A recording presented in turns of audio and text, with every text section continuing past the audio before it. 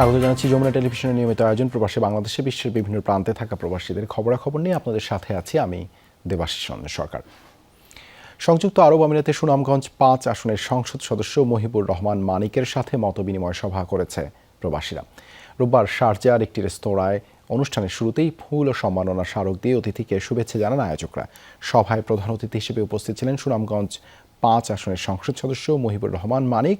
অনুষ্ঠানের শুরুতে ফুল ও সম্মাননা স্মারক দিয়ে অতিথিকে শুভেচ্ছা জানান আয়োজকরা। পরে বক্তব্য রাখেন মহিবুর রহমান। বক্তব্যে সুনামগঞ্জ ৫ আসন অন্তর্ভুক্ত এলাকার বিভিন্ন উন্নয়নের চিত্র তুলে ধরেন প্রধান অতিথি। শেখ হাসিনা সরকারকে পুনরায় ভোট দিয়ে এই উন্নয়নের ধারা অব্যাহত রাখতে উপস্থিত সবাইকে অনুরোধ জানান।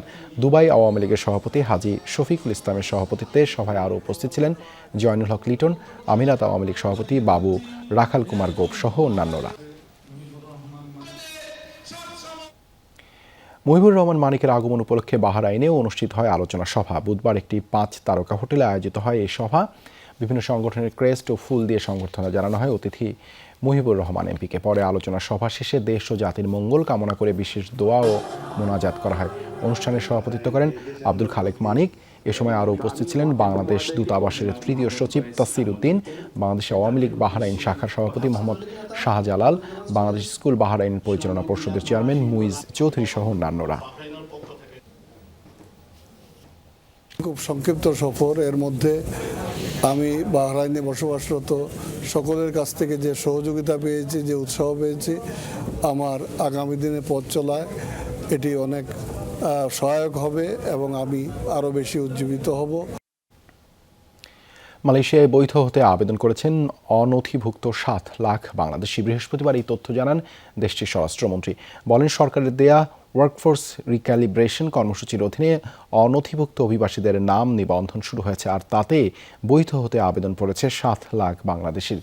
দেশের অর্থনীতিকে পুনরুজ্জীবিত করতে গত ২৭ জানুয়ারি শুরু হওয়া কর্মসূচিটি শেষ হবে আগামী ৩১ ডিসেম্বর।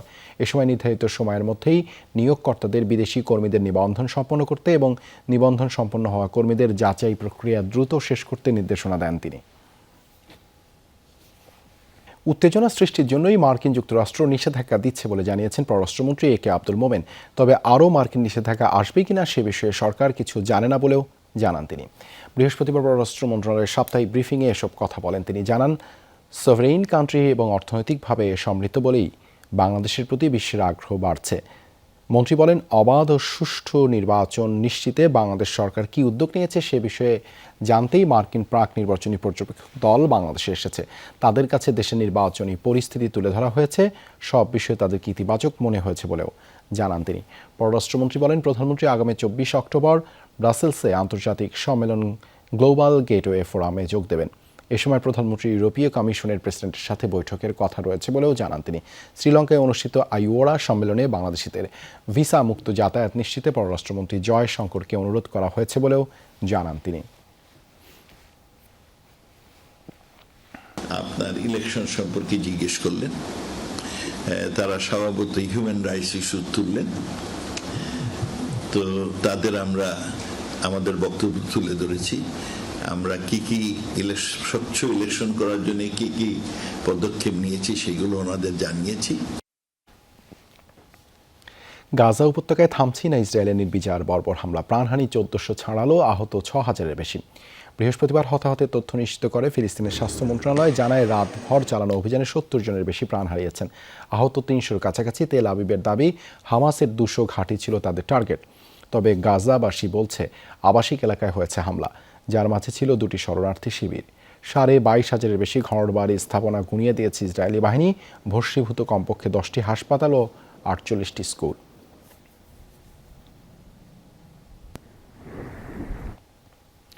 এদিকে হামাসের হামলার পর ইসরায়েল থেকে বিভিন্ন দেশের নাগরিকদের সরিয়ে নেওয়ার হিড়িক পড়েছে।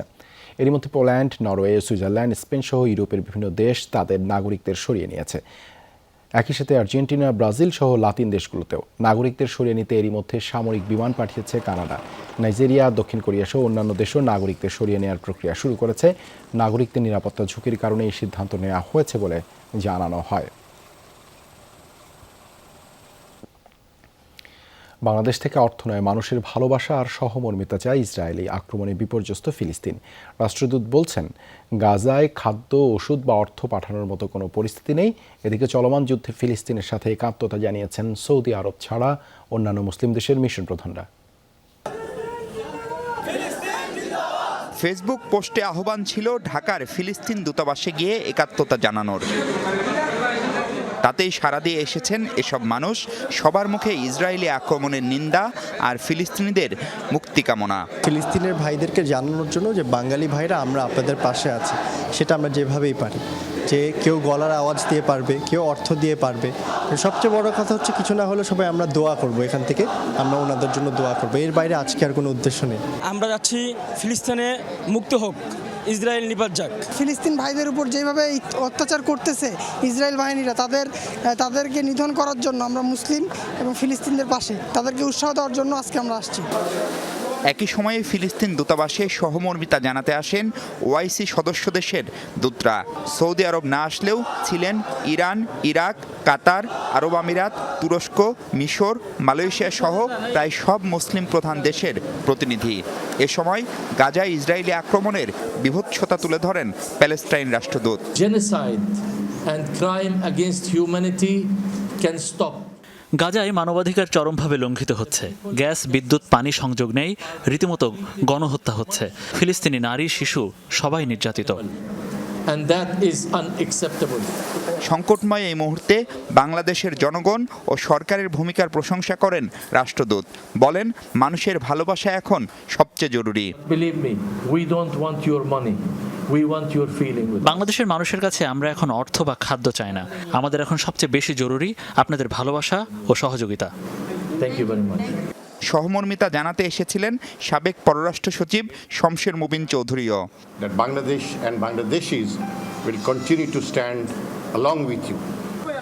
ফিলিস্তিন দূতাবাসের ভেরিফাইড ফেসবুক পেজে দেয়া ব্যাংক ও বিকাশ অ্যাকাউন্টে চাইলে সহায়তা পাঠাতে পারবেন যে কেউ।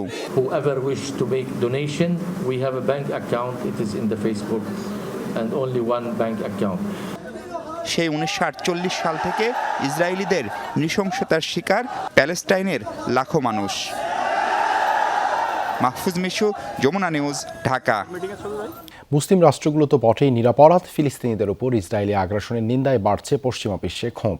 কানাডার টরেন্টোয় অবস্থিত ইসরায়েলি দূতাবাসের সামনে জড়ো হন হাজারো বিক্ষোভকারী। মুসলিম সংগঠনগুলোর ডাকে সাড়া দেন মানবাধিকার কর্মীরাও। দাবি অবিলম্বে বন্ধ হোক গাজায় ইসরায়েলি আগ্রাসন। অবশ্য টুইট বার্তায় প্রধানমন্ত্রী জাস্টিন ট্রুডো বলেছেন, সন্ত্রাসবাদকে মহিমান্বিত করার সুযোগ নেই কানাডায়।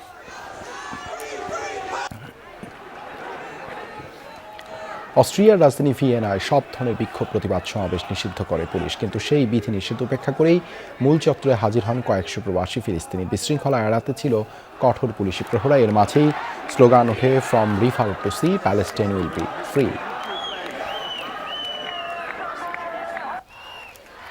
চলমান হামাস ইসরায়েল সংঘাত বন্ধে ইউরোপীয় ইউনিয়নের হস্তক্ষেপ চাইলেন স্পেনের বিক্ষোভকারীরা। বুধবার বার্সেলোনার ইইউ দপ্তরের সামনে হাজির হন কয়েকশো মানুষ। এ সময় তাদের হাতে শোভা পাচ্ছিল ফিলিস্তিনের পক্ষে দাঁড়ানোর প্ল্যাকার্ড। জর্ডানের রাজধানী আম্মানেও বুধবার ছিল ফিলিস্তিনিদের পক্ষে বিশাল প্রতিবাদ মিছিল। পশ্চিম তীরের প্রতিবেশী রাষ্ট্রটিতে সবচেয়ে বেশি সংখ্যক ফিলিস্তিনির বসবাস। তাদের দাবি অবিলম্বে বন্ধ হোক নিরাপরাধ ফিলিস্তিনিদের উপর ইসরায়েলি আগ্রাসন।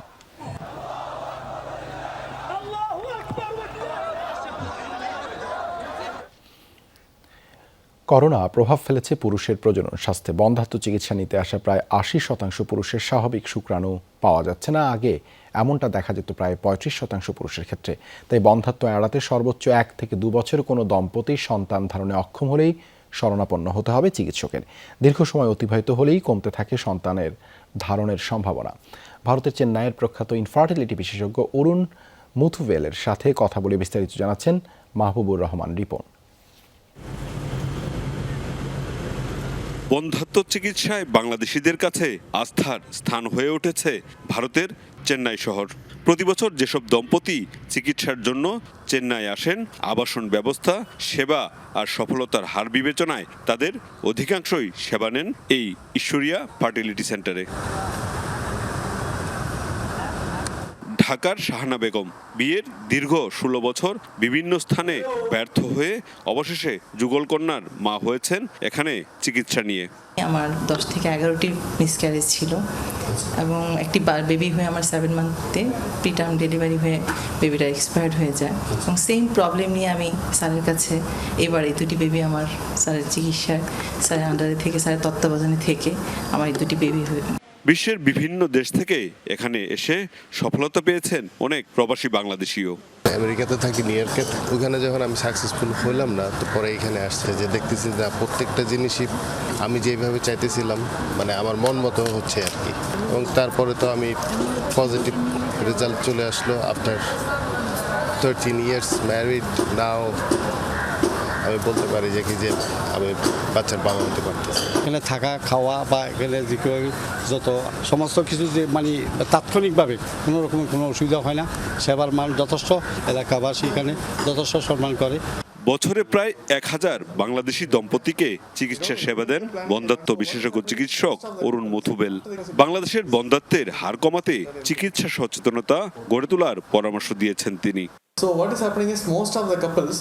বাংলাদেশের বেশিরভাগ দম্পতির ক্ষেত্রে বেশি বয়সে বিয়ে আর নারীদের স্থূলতার কারণে বন্ধ্যাত্বের শিকার হচ্ছে। এছাড়া সন্তান ধারণে অক্ষম হলে 5 থেকে 10 বছর পর্যন্ত অপেক্ষা করে চিকিৎসকের কাছে যান। 1 থেকে 2 বছরের মধ্যে চিকিৎসকের শরণাপন্ন হলে সুফল পাবে।